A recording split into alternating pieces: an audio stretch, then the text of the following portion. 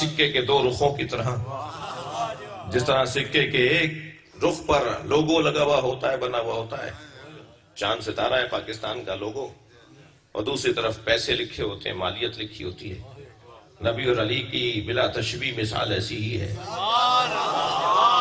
علی نبی کی حیثیت کو کہتے ہیں اور نبی علی کی مالیت کو کہتے ہیں۔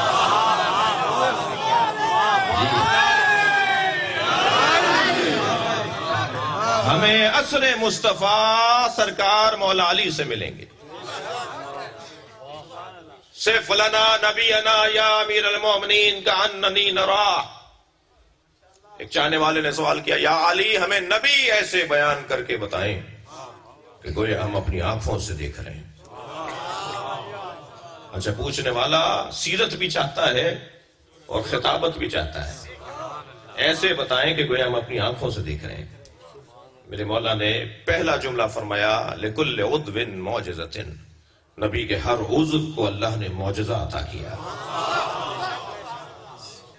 منہ سر سے لے کر ناخن پا تک پروردگار عالم نے، اللہ نے اپنے حبیب کو معجزے عطا کیے۔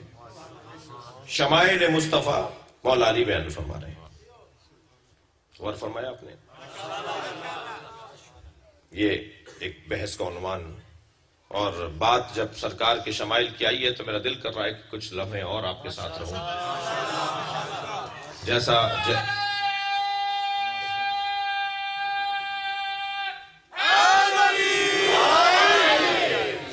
سرکار کا بیان شمائل مولا کائنات کا ہے، کسی اور کا ہو نہیں سکتا۔ اور اس کی وجہ بھی ہے، اور اس کی ایک بڑی وجہ یہ ہے کہ جس نبی کا سایہ نہیں تھا اسی کے سائے کو علی کہتے ہیں۔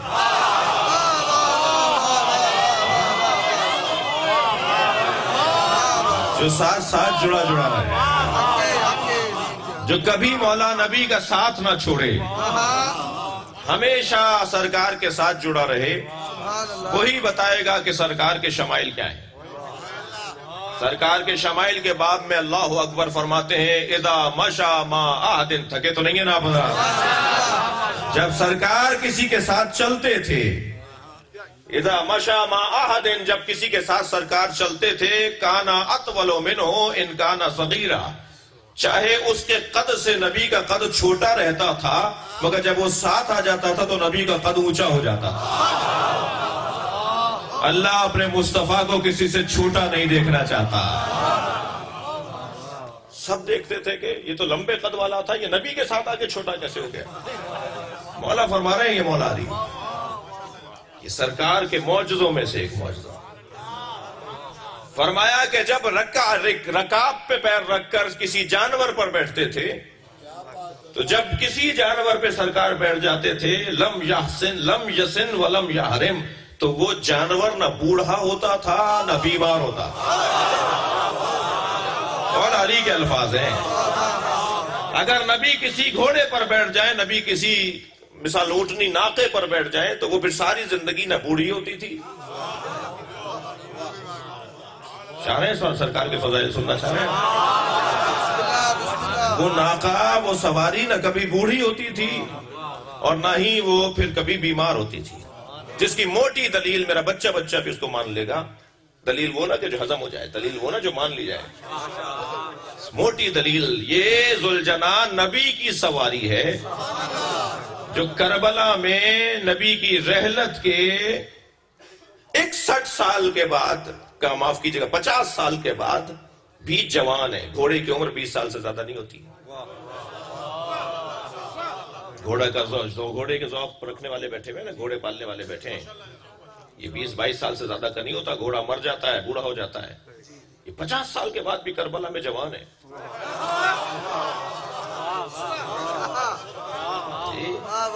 اور جوانی پھر ایسی جوانی کہ میرے مولا مہدی بھی اسی پہ بیٹھ کے آئیں گے۔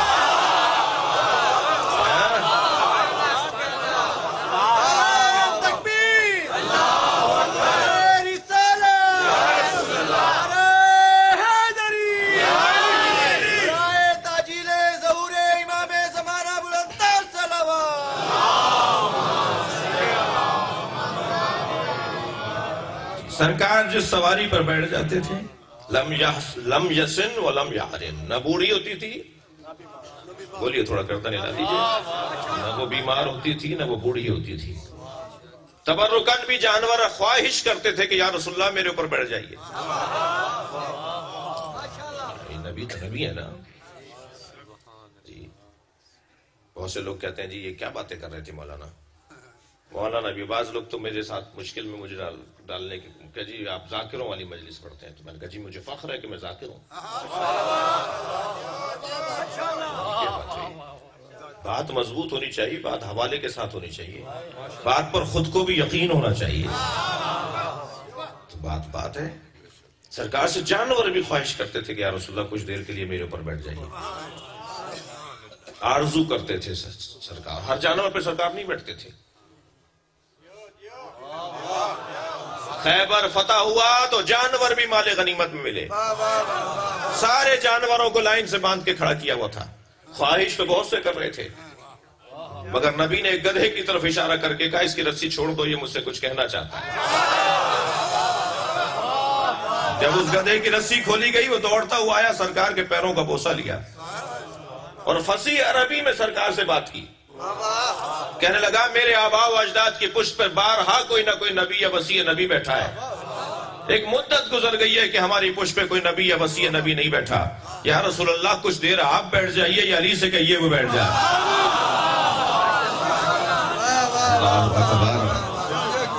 میرے مولا نبی کچھ دیر کے لیے اس پہ سوار ہوئے، پھر سرکار نے صحابہ اکرام سے فرمایا کہ آج کے بعد اس کا نام ہم طے کریں گے، اس کا نام یعفور ہے۔ نبی کی سواریوں کو جا کے دیکھیے، ہسٹری کے اندر نبی کی سواریوں میں ایک سواری کا نام یعفور ہے۔ فرمایا اس کا نام میں نے رکھ دیا ہے، اس کو یعفور کہہ کے پکارو گے، اور یعفور ہے یا عین فے واو رے۔ سرکار نے فرمایا کہ یہ میری سواری ہے، یہ میرے پاس رہے گا، اور حضرت اس کے اوپر کوئی سامان رکھ دیتے تھے اور فرماتے تھے فلاں صحابی کو دے کر آ جاؤ، تو یہ اسی کو دے کے آتا تھا۔ فرماتے تھے فلاں کو بلا کر لے آؤ، تو یہ اسی کے دروازے پہ جا کے آواز لگاتا تھا۔ مجھے ایک جملہ کہنے دیجئے، جو نبی کی بات کو سمجھے اور مانے اسے میں گدھا کیسے کہوں، اور جو نبی کی بات کو نہ مانے میں اسے مسلمان کیسے کہوں۔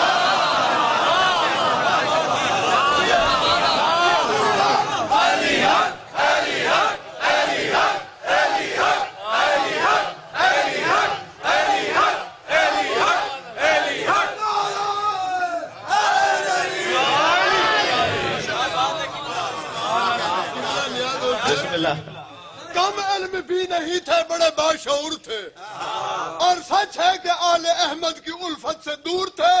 ارے حدیث کسا کو چھوڑ کر مسجد میں آ گئے، ہم کیسے مان جائیں کہ وہ بے قصور تھے۔